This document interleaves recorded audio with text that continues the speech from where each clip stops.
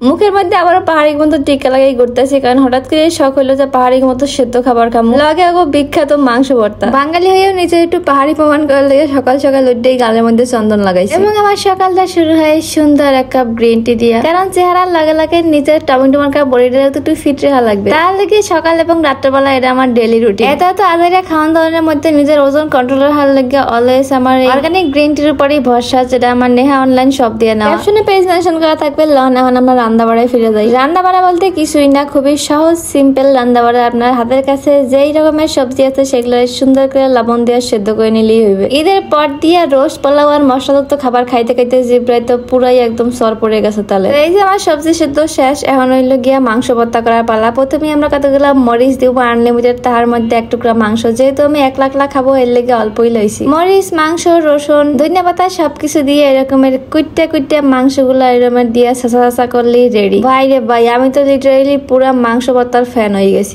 টেনা আমার খাবার রেডি। একটা সময় ভাবতাম যে পাহাড়ে এরকমের সেদ্ধ খাবার কেমনে খায়, তবে মাংস ভর্তা দিয়ে এরকমের সেদ্ধ খাবার আসলেই অনেক মজা। খালি কিন্তু মজার বিষয় না, এটা কিন্তু আপনার হেলথের জন্য অনেক বেটার। আমার মনে হয় সপ্তাহে একদিন হইলেও এরকমের সেদ্ধ খাবার খাওয়া উচিত। এটা আপনার স্কিন এবং হেলথ দুইটাই সুন্দর রাখতে। আপনি ট্রাই করতেছেন কবে?